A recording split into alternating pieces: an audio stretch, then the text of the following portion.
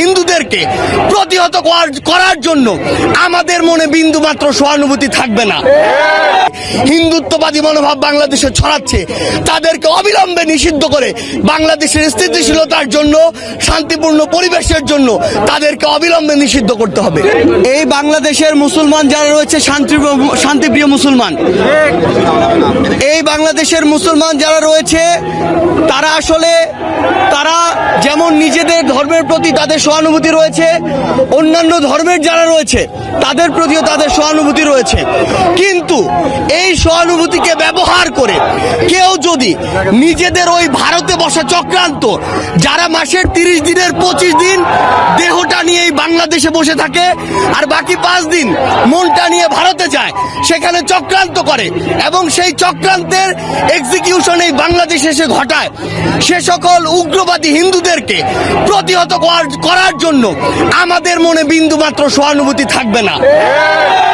আমরা আমাদের জায়গা থেকে স্পষ্ট করে বলতে চাই, আমরা অনেক সহ্য করেছি, আমরা আমাদের জায়গা থেকে সর্বোচ্চ উদারতা দেখিয়েছি। আমরা দেখেছি এই অভ্যুত্থানের পূর্বে কারা কতটুকু এই অভ্যুত্থানকে সমর্থন করেছিল। আমরা দেখেছি এই বাংলাদেশ থেকে শেখ হাসিনা পালিয়ে যাওয়ার পরে কাদের মন সবচেয়ে বেশি খারাপ হয়েছে। আমরা আমাদের জায়গা থেকে স্পষ্ট দেখেছি যখন এই বাংলাদেশে অভ্যুত্থান পরবর্তী সময় একটি অস্থিতিশীল পরিবেশ হওয়ার কথা ছিল, তখন কিভাবে আমাদের এই মাদ্রাসার ভাইরা ওই মন্দিরে গিয়ে পাহারা দিয়েছে, কিভাবে 5ই আগস্ট রাতে সারা রাত ওই মন্দির পাহারা দিয়ে সকালে ফজরের নামাজ তার সামনে রাস্তায় পড়েছে। সেখানে এই সহানুভূতিকে কেউ যদি প্রশ্রয় হিসেবে দেখে, আমরা স্পষ্ট করে বলে দিতে চাই, শুধু অন্তর্বর্তীকালীন সরকার নয়, বৈষম্য বিরোধী ছাত্র আন্দোলন নয়, জাতীয় নাগরিক কমিটি নয়, পুরো বাংলাদেশ একসাথে এই সকল উগ্রপন্থীদেরকে প্রতিহত করবে।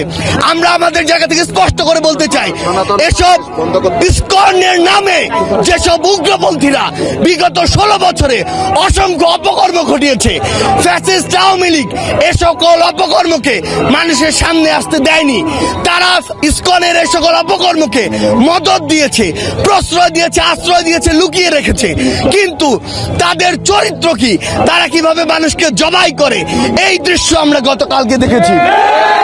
আমরা আমাদের জায়গা থেকে স্পষ্ট করে বলতে চাই, বাংলাদেশের মানুষ যেমন সকল ধর্মের প্রতি সহানুভূতিশীল, একইভাবে সকল উগ্রবাদীদের বিপক্ষে তাদের রক্ত গরম হয়ে সর্বোচ্চ অবস্থানে যেতে, তাদের বিরুদ্ধে দাঁড়াতে, তাদের প্রতিহত করতে বিন্দুমাত্র দ্বিধা করবে না। আমরা আমাদের জায়গা থেকে সরকারকে স্পষ্ট করে বলতে চাই, যারা আমার ভাইকে হত্যা করেছে তাদেরকে যদি গ্রেফতার করে দৃষ্টান্তমূলক শাস্তি না দেওয়া হয়, তাহলে পুরো বাংলাদেশের এই যে ছাত্র জনতা একসাথে সরকারের বিরুদ্ধে তাদের জায়গা থেকে প্রতিবাদ জানাবে। আমরা আমাদের জায়গা থেকে বলে দিতে চাই, যদি এই ক্ষেত্রে দৃষ্টান্তমূলক শাস্তি না হয়, তাহলে এটি হবে সরকারের বিচার ব্যবস্থার ক্ষেত্রে অন্যতম একটি ব্যর্থতা। আমাদের জায়গা থেকে স্পষ্ট কথা, এই যারা ইসকন নামের যারা এই উগ্রপন্থী একটি মনোভাব বাংলাদেশে ছড়াচ্ছে, হিন্দুত্ববাদী মনোভাব বাংলাদেশে ছড়াচ্ছে, তাদেরকে অবিলম্বে নিষিদ্ধ করে বাংলাদেশের স্থিতিশীলতার জন্য, শান্তিপূর্ণ পরিবেশের জন্য তাদেরকে অবিলম্বে নিষিদ্ধ করতে হবে।